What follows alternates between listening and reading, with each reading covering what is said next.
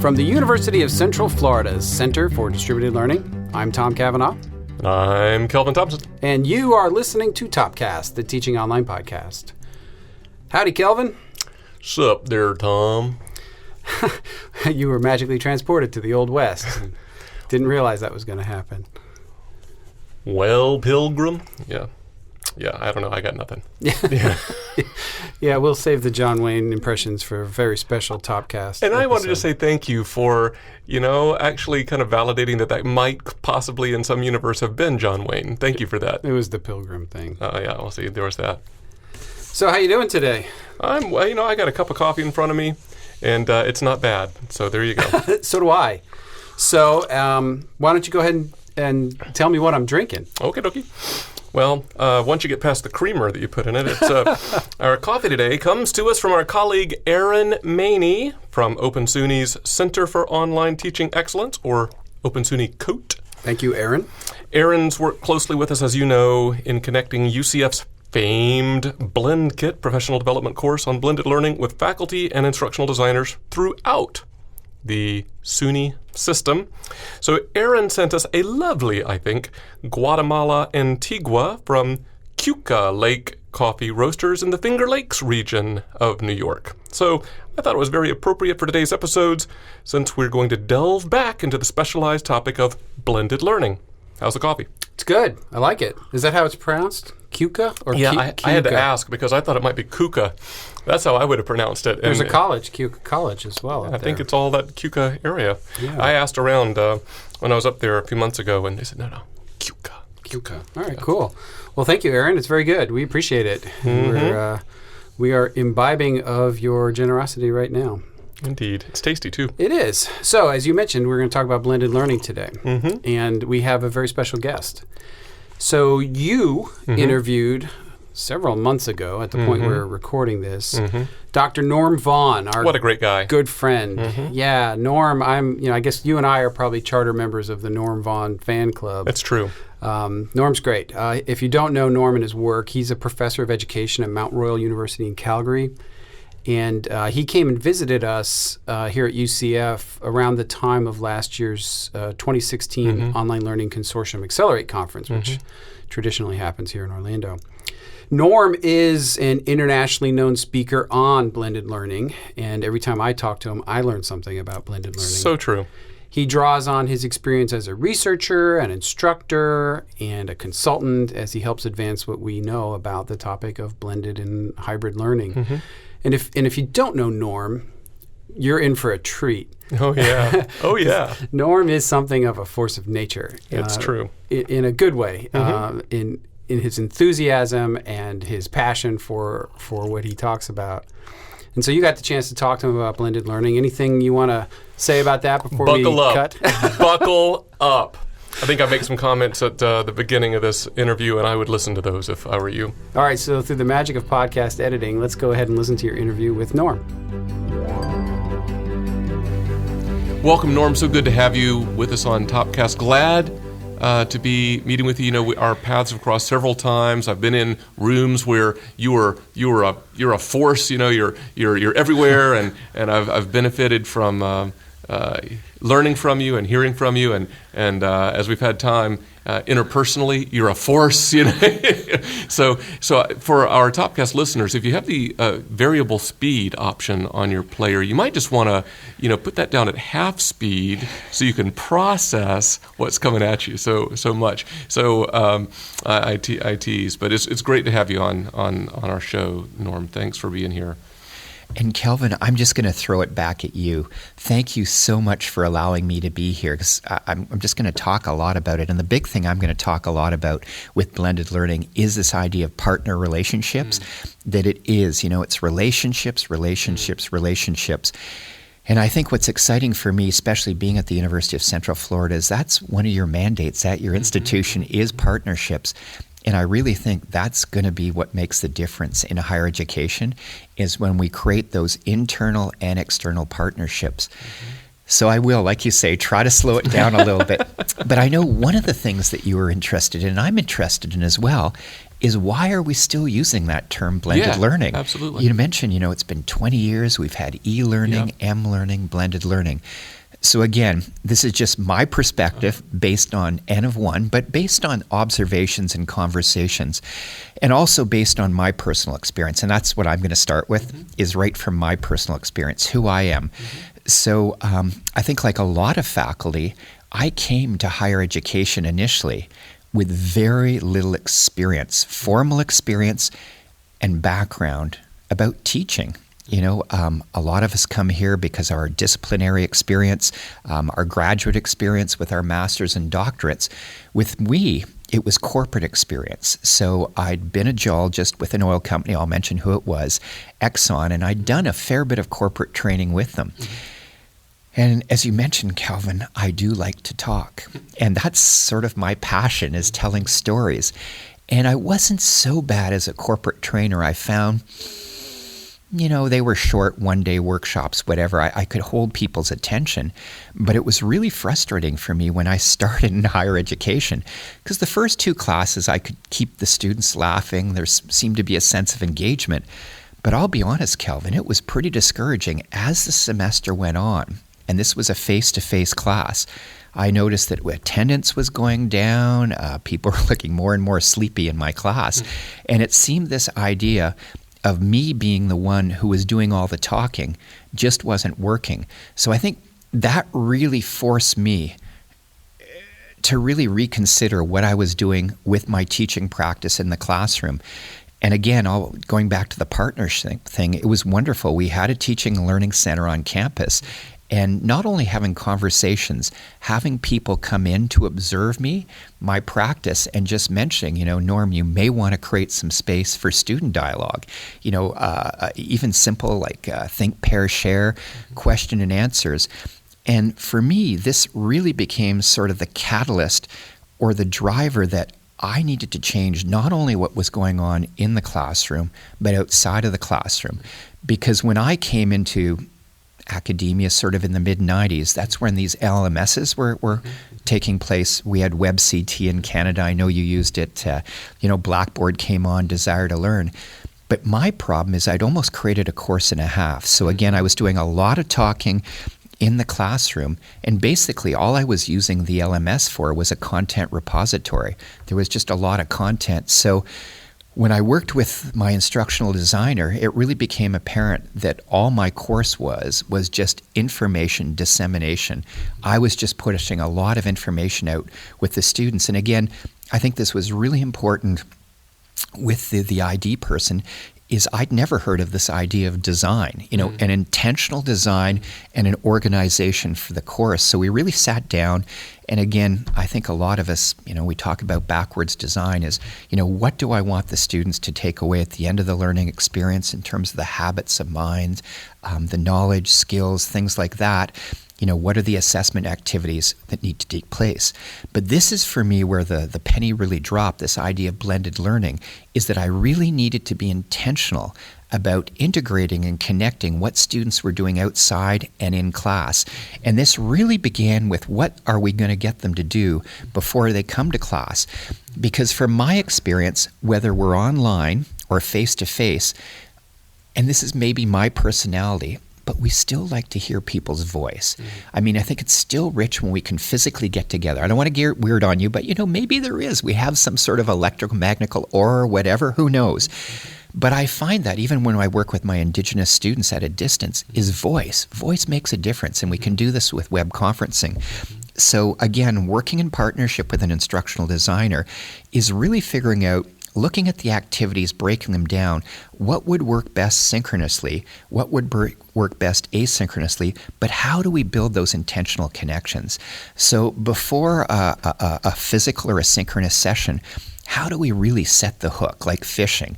How do we provoke students? So it could be getting them excited, or how do we disrupt their way of thinking, like really challenge them so that they're questioning, their minds are somewhat open, there's a sense of confusion or whatever, so that we can follow that up in a synchronous session. And what's been really a challenge for me is learning to teach with my mouth shut. So again, I'm not saying I become a guide on the side, but this idea of listening to students first, sort of listening to what they're doing, linking to where they are, to where the academic concepts are, and then really helping them lead, collaborative lift me as they go forward. So I think for me, and this is just my perspective, is why blended learning is still around, is that for some of us, it's change, just this idea of transforming from just disseminating information to helping students co-construct their knowledge is not something that happens overnight, because we're learning as well. So my experience is I had to get my head around this experientially. I had to really understand it and live it before I could do it with students. And I'll be honest, I'm still a recovering lectureaholic. I found there is a time and a place for a lecture, though. When students are wrestling with an issue and we all can see that there's a concept, a bottleneck, a threshold that they're really wrestling with, that's when we're all gung-ho. I need to talk and have a discussion with them. But the other thing I found, and what's been exciting, and I think what nourishes all of us, is we're all learning together. So it really is a learning-centered environment, and I think that's what's kept blended learning going, is that we continue to learn in partnership with our students. Mm-hmm. Yeah, I love that. I love your thinking. One of the themes I hear in what you're saying is design, right? And I know that along with one of your interest areas is blended learning, one of your research and interest areas is the community of inquiry model. It seems to me, I heard you, I guess just yesterday, share these 7 principles that I have never, sorry, I'm embarrassed. I never had run across you sharing these before. But to me, they seem to sit at this intersection. And I wondered if you might unbundle that, because to me, they seem like design principles for blended learning. Can you just kind of share those and kind of talk about why they're blended? Because it's going to people are going to hear these and they're going to, why are those blended principles?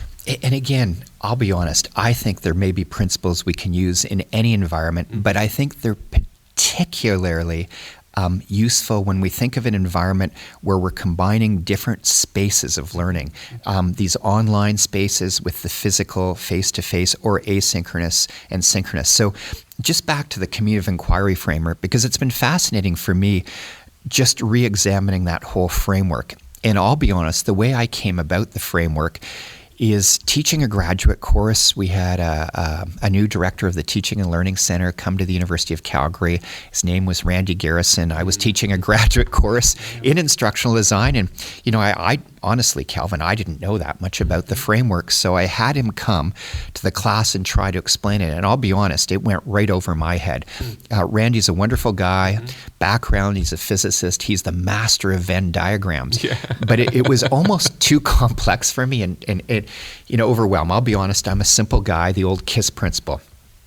But the one thing that's really resonated with me over time, and it's based on sort of the intersection of my teaching, my research, and my service experience, is this idea of teaching rather than teacher presence. And what I mean by that is when we're in an environment that everybody has a role and a responsibility, and it's fascinating, Kelvin, when we start to poke into a lot of indigenous cultures, and the one culture I've been fortunate to learn quite a bit about is the Maori culture in New Zealand. So in New Zealand, in the Maori culture, they do not have a word for learn. They do not have a word to teach. They have one word, ako. I teach to learn. I learn through teaching. And I think it was a French philosopher a long time ago, to teach is to learn twice. So I'll get to those principles in a minute, but I think we really, for me, it's taken time, but this idea of teaching presence. So again, I'm the captain of the ship. I have to come in with a plan. So, initially, I'm the designer, but I'm learning, Kelvin, is that when I design a course, I can't design it in isolation. Not only do I have to design it with the ID, I know you've got tech rangers here. We stole your ID, or we borrowed it. We built on it. We call it Student Technicians and Resource Tutors, our START program. And those folks, besides providing digital technology support and expertise, they also support a lot of our course redesign. So a lot of our focus on redesigning courses is probably in the first and second year. So when we're redesigning them, we try to get third and fourth year students that have taken these courses fairly recently to be part of the design team. And I think that's really powerful, Kelvin, because again, our perspective about what takes place in a course is very different from a student perspective. I like to think I'm 19. I like to think I'm a student. But having you still look it. Thank you. And I try to model that energy. But this idea of teaching presence, I think, is really powerful, that we can look at each other as learning partners. Yeah. Again, obviously, there's going to be some hierarchy here in terms of knowledge, in terms of life experience and things like that. But I think when we open up ourselves to partnership, just not with our students, but to the registrar or the ID, it really changes things. There isn't that hierarchy. That's the sense of distributed leadership. You know, they say the strength of an ecosystem is its diversity, and I think that's what makes it exciting when you're redesigning a course or a program, is to understand those different perspectives. So let's get to those 7 principles. And I'll be honest, it was a little discouraging for me that it came up with 7, because I think a lot of us who've been in higher ed are familiar with Art Chickering and Zelda Gampson's 7 principles of undergraduate education. I've got a good friend, David Nichol, in Scotland. He's got his 7 principles assessment. And there's a guy a long time ago, John Dewey, famous American educational philosopher, and he said, this isn't about tips and tricks. This isn't about recipes. So I think we need to think about these as frameworks. So we have these 7 principles, and the first 2 really, Kelvin, are around design. And from my experience, we're designing for a couple key things here. One, we're obviously designing with the academic concepts in mind, because these are academic spaces. These are learning spaces. They're not purely social spaces. And it's wonderful that we use social media, but we have to remember that social media was designed for social aspects. And we have to be aware of those affordances and how we can shape them so that they're focused on academic, so deep learning versus superficial. Again, Twitter can be a powerful tool, or it can be a very superficial tool. So the first 2 principles are around design. Again, designing for critical discourse, for the academic. But if that's going to happen, Kelvin, it needs to happen in a safe space. It needs to happen in a space where we trust each other. And trust doesn't come overnight. So we're not just designing for the first course with icebreakers or the first class. We're designing about how we're going to create a safe community where people agree to disagree, where we overcome what we say in Canada, pathological politeness. And this is particularly true in the online environment where we can't see people. So again, we learn to disagree about ideas, not taking on people's personalities, whatever, but learning that. So those are the first 2 principles, designing for an academic, a rich academic space, but also one that's safe. My experience, Kelvin, is, again, students, whether it's face-to-face, online, whatever, they make some pretty quick judgments about whether they're in or out on our courses. And it's not just our personalities, it's the way we set the tone. So it's so critical that we get the design, we get the organization going. Where things start to go off the rail, though, is when we start to bring in a collaborative learning environment where students haven't had a lot of experience. And this is something we're working on really, really specifically in our first year. Because as we've had discussions, unfortunately the system I come from, our state of Alberta or our province, we're conditioning young people to be very individualistic and to be very external with their learning. And what I mean by that is doing well on standardized tests. So sort of it's almost external knowledge focused on that. And again, it's an individual process. These are not group tests. So the problem with our students when they come into university is 2 key things. One is that they haven't learned how to work collaboratively. And this is something that doesn't happen overnight. So this next 2 principles is this idea about sustaining a purposeful community. So building in the assignments, low stakes, but how to effectively work as a group. So again, first 2 is around design. The second 2 is around facilitation. So that's where we need to model. We need to model for students what it means to be an effective learning in the course in terms of an effective learner, in terms of a group situation, contributing in face-to-face and online, and communication is key for kids these days. So that's the 3rd and 4th principle. 5th and 6th is something we have to remember. Students are expecting content expertise from us. They want us to be the knowledge experts.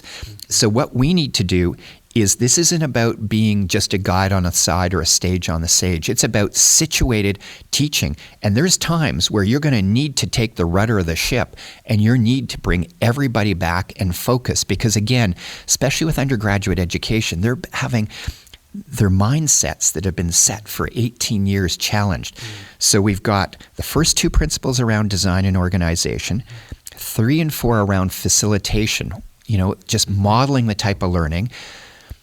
5 and 6 is more what I'd like to say is the leadership, but it is this idea of direct instruction. We're direct there. And the 7th one we threw in, and I wish it wasn't there, but it's important, is the alignment between what we want students to take away and the assessment and the activities we're designing. So in the world of research, we talk about triangulation, and I think that's really important. When we work with assessment in our courses, it's like the corporate world, 360 degrees of feedback. Students learning to give themselves feedback, learning to give peers feedback, learning to get feedback from not only teachers, but experts in the field. So those are our 7 principles of teaching presence that are grounded in this idea of the community of inquiry framework. Again, we specifically looked at it from a blended framework because how important it is to blend those environments so that students are really developing those lifelong learning habits, that learning just doesn't take place in a classroom, or it doesn't just take place in a webinar. We're developing those habits of mind so you're learning anywhere, anytime, and all throughout your entire life. That is awesome. Thanks for that. We'll put information on those 7 design principles in our show notes, as well as a few links to the lit review of the community of inquiry model and other related Norm Vaughan links as well.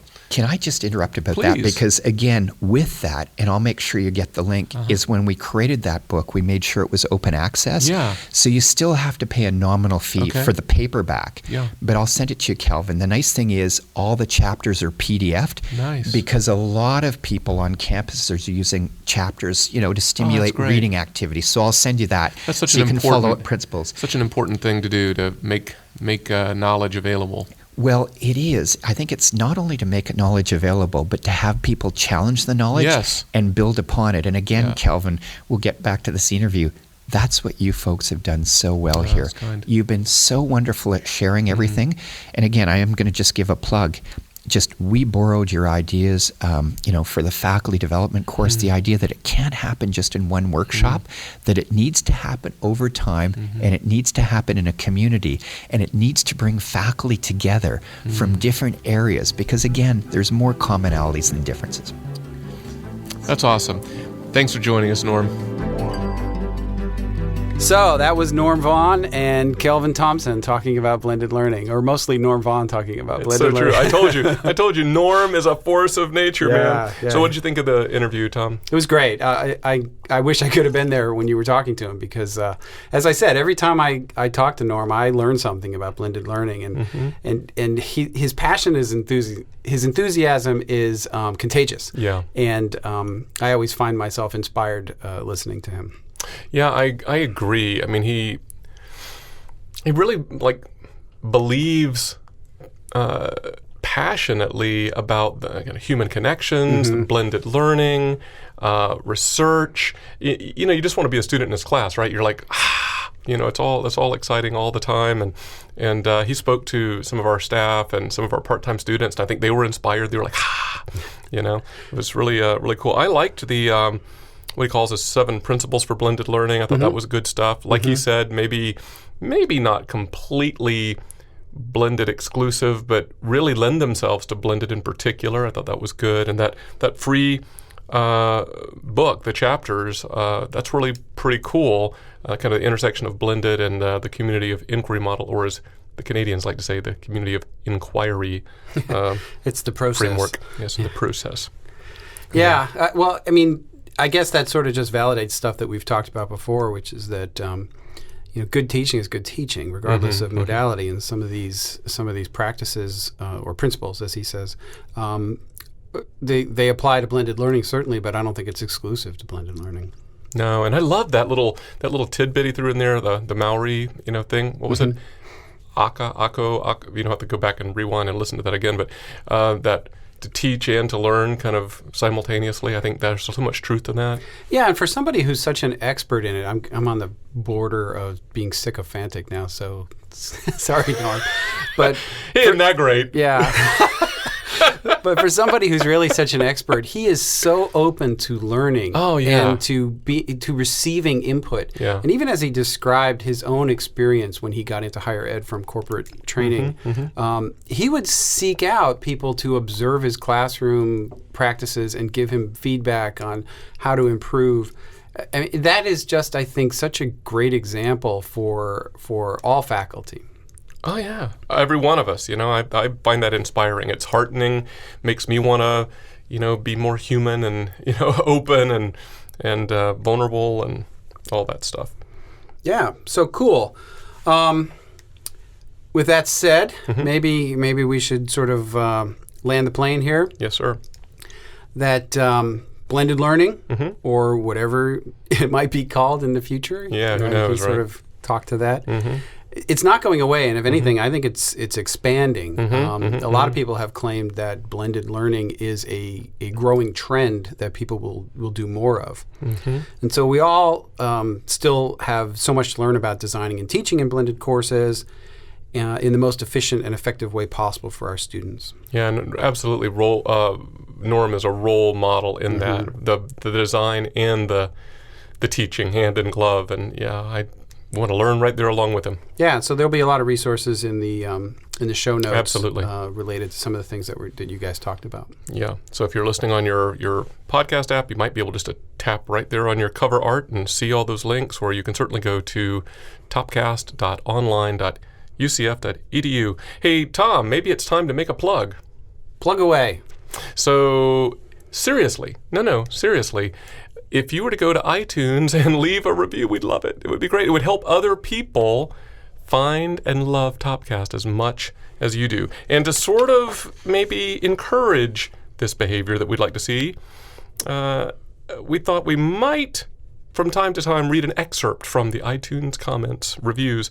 So, for instance, our colleague Dr. Jessica Levine notes that, quote, "The topics of Topcast are relevant and the resources are invaluable. The organization, particularly the notes, make this easy to follow along with and share with colleagues." Thanks, Jessica. Yeah, thanks, Jessica. That's really nice of her to say. Yes, absolutely. And I hope others get some value out of this. And it's not entirely self-serving to kind of promote the